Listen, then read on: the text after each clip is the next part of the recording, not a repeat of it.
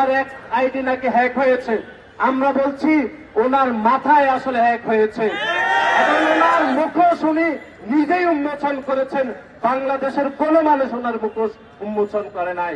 যে বাংলাদেশের নারীরা, তিনি তার ভাষায় বলেছেন তার দলের কখনো প্রধান হতে পারবেন না তিনি বলেছেন।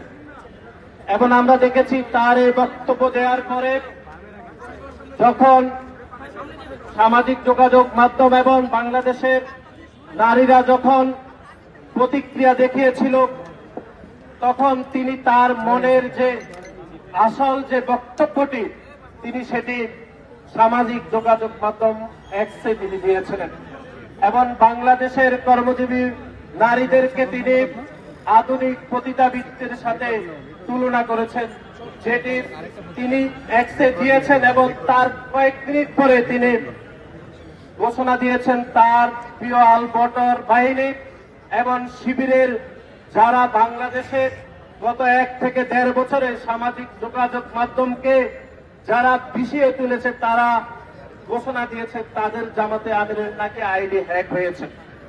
আমরা স্পষ্ট ভাষায় বলতে চাই, বাংলাদেশের মানুষ আর আপনাদের মতো এত কাঁচা মাথা নিয়ে এখন আর ঘুরে না।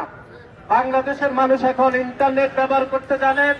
আমরা সকলেই জানি যে সাবেক যে টুইটার অথবা এক্স, সেটি যদি ভেরিফাইড হয়ে থাকে, সেটি যদি হ্যাকও হয়ে থাকে, তাহলে একটা নির্দিষ্ট সময় পর্যন্ত সেটিকে রিকভারি করতে সময় লাগে।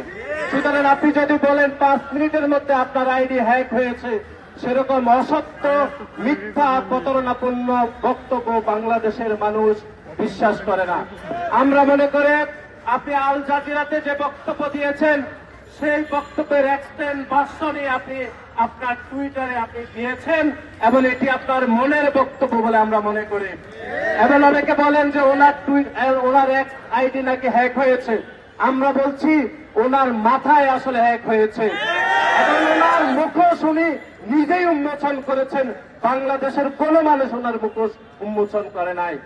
সুতরাং সংগ্রামী ভাই এবং বন্ধুরা, আপনারা এই জামাতে ইসলাম এবং শিবিরের এই ভোট আইডি থেকে সতর্ক থাকতে হবে। তারা এখনো বাংলাদেশের মানুষকে বিভ্রান্ত করছে, বাংলাদেশের সাধারণ শিক্ষার্থীদেরকে, বিশেষ করে নারী শিক্ষার্থীদেরকে বিভ্রান্ত করে তারা বুঝ দিচ্ছে যে জামাত ইসলামের আমিরের নাকি আইডি হ্যাক হয়েছে।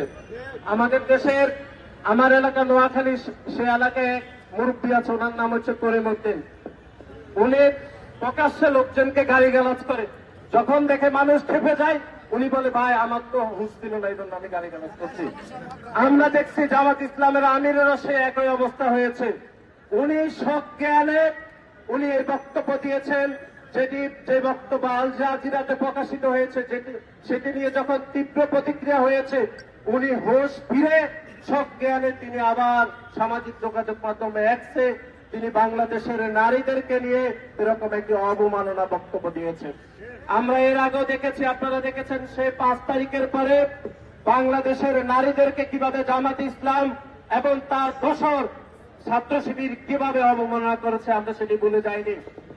আপনারা দেখেছেন যে চট্টগ্রামে একজন রাজনৈতিক নারী কর্মীকে কিভাবে পিছন থেকে লাঠি দিয়ে যাকে হত্যা চেষ্টা করা হয়েছিল এবং যে জামাতি ইসলামের সন্ত্রাসী যে হত্যা চেষ্টা করেছিল তাকে জেলে প্রেরণ করা হয়েছিল, কিন্তু 2 দিনের মাথায় সেই জেল থেকে বের হয়েছিল।